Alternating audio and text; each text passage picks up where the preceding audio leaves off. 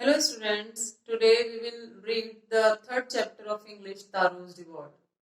Students, इस story में हम तारू के बारे में पढ़ेंगे जो कि एक लकड़ी काटने वाला एक जवान लड़का होता है और अपने माता पिता के साथ एक कुटिया में रहता है, यानी झोपड़ी में रहता है, गरीब होता है और अपने माता पिता की बहुत ज्यादा सेवा करता है। वो मेहनत तो बहुत करता है लेकिन उसको बहुत ज्यादा नहीं कमा पाता है वो, और उनकी जरूरतों को अच्छे से पूरा नहीं कर पाता है, क्योंकि इतनी कड़ी मेहनत के बाद भी उसे कई बार दुख होता है कि मैं अपने माँ बाप की जरूरतों को पूरा नहीं कर पाता। अब एक शाम तारो को क्या हुआ कि वो माता पिता के साथ अपनी झोपड़ी के बाहर बैठा हुआ होता है, तो बहुत तेज हवा चल रही होती है और इतनी तेज हवा हो जाती है कि उसके फादर को, उसके पिता को बहुत ज्यादा ठंड लगने लगती है और वो कहते हैं तारो से कि काश मेरे पास पीने के लिए सेक होता। स्टूडेंट सेक एक ड्रिंक है जो बहुत गर्म होती है, चाय या कॉफी की तरह, जो गर्मी लाती है, ठंड को दूर करती है। लेकिन ये सुनकर तारू को बहुत दुख होता है कि मेरे माता पिता को मैं ठंड दूर करने के लिए सेक भी नहीं ला सकता, क्योंकि वो दिन रात मेहनत करता था और सेक बहुत एक्सपेंसिव होता था, तो उसे दुख होता है कि मैं उनके लिए सेक भी नहीं ला सकता। लेकिन उसने सोचा और खुद से ये कहा कि मैं एक्स्ट्रा कमाऊंगा, एक्स्ट्रा पैसे और ज्यादा मेहनत करूंगा ताकि मैं अपने फादर के लिए सेक ला सकूं। अब अगले दिन वो और जल्दी उठता है और जल्दी उठ के अपने काम पर चला जाता है। अब जंगल में वो लकड़ी काटने वहां पर पहुंच जाता है, कुछ लकड़ियां काट के वो गट्ठर बांध लेता है। अब जैसे ही वो लकड़ियां काट के गट्ठर बांधता है तो अचानक उसको बहुत ज्यादा गर्मी लगती है, उसके चेहरा लाल हो जाता है, होठ सूख जाते हैं, उसको पसीना आ जाता है और वह सोचता है कि काश इतनी गर्मी मेरे फादर को लगती तो ठीक रहता, अच्छा होता। ये सोचकर वो और भी मेहनत से लकड़ी काटना शुरू कर देता है कि ताकि वो अपने फादर के लिए सेक ला सके। अब इतने में ही जब वो लकड़ी काट रहा होता है तो अचानक उसे दूर से एक आवाज सुनाई देती है। वो आवाज होती है जैसे कोई झरने से पानी गिरता है, लेकिन उसको बिल्कुल भी याद नहीं आता कि यहाँ पर कोई झरना या स्ट्रीम है। अब क्या होता है कि वो बहुत प्यासा, उसको प्यास लगने लगती है और इतना प्यासा हो जाता है कि उसके हाथ से कुल्हाड़ी नीचे गिर जाती है और उसी समय वो उसी डायरेक्शन में दौड़ने लगता है।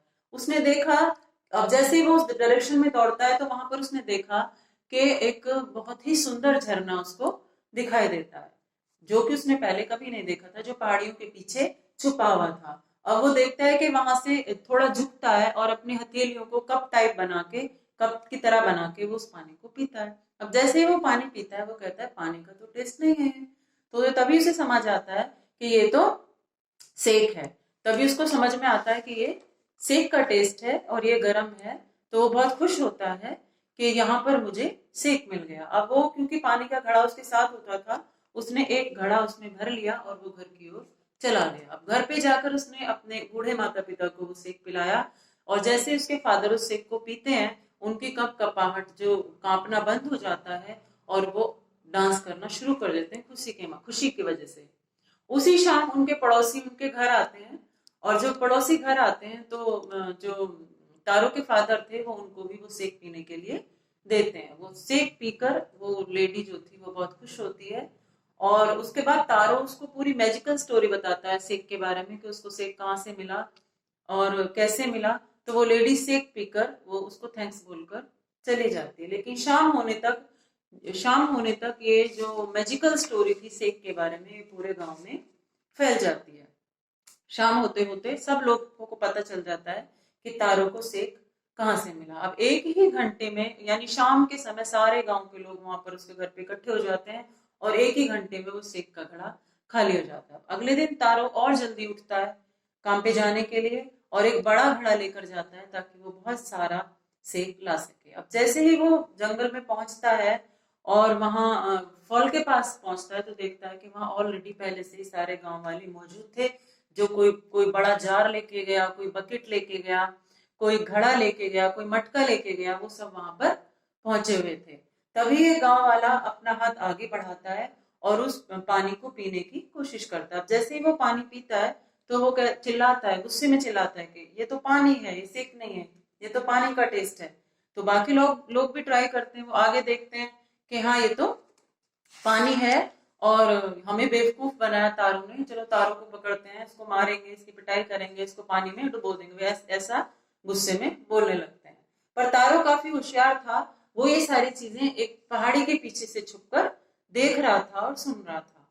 अब जब सारे गांव के लोग ये सब देख के उसको ढूंढ के वहां से चले जाते हैं, यानी कि वहीं पे खड़े होके उसमें उस पे अपनी भड़ास निकालते और वहां से चले जाते हैं अपनी राशि पर। उसके बाद क्या होता है, तारो फिर बाहर आता है और कहता है कि शायद कल मैंने जो सेक लिया था ये कोई सपना तो नहीं था या कोई भ्रम तो नहीं था। वो फिर से जाता है वहां दोबारा, फिर ट्राई करता है, तो टेस्ट करता है तो वो उसको सेक ही मिलता है। अब उसे समझ नहीं आता कि ये सब क्या है। तो ये जो था झरना, ये म्यूजिकल झरना था, और क्योंकि तारो एक बहुत अच्छा बच्चा था, माँ बाप की सेवा करता था, उनका ध्यान रखता था, इसलिए वो झरना उसको सेक देता था और बाकी लोगों को पानी देता था। अब ये कहानी जापान के राजा को पता चली कि तारों को वो झरना सेक देता है, बाकी को पानी देता है, तो राजा ने उसको महल में बुलवाया, उसको 20 सोने के सिक्के दिए इनाम के तौर पे, और उसके नाम पर, जो जापान के बहुत सुंदर फाउंटेन था, उसके नाम पर उस फाउंटेन का नाम रखा तारो फाउंटेन, क्योंकि राजा बहुत ही अच्छा और दयालु था। और उसने ऐसा इसलिए किया कि राज्य के सभी बच्चे अपने माता पिता का सम्मान करें और सम्मान करने के लिए प्रोत्साहित हों और उनकी बात माने। तो स्टूडेंट्स, ये थी स्टोरी हमारी तारोज रिवॉर्ड। Thank you.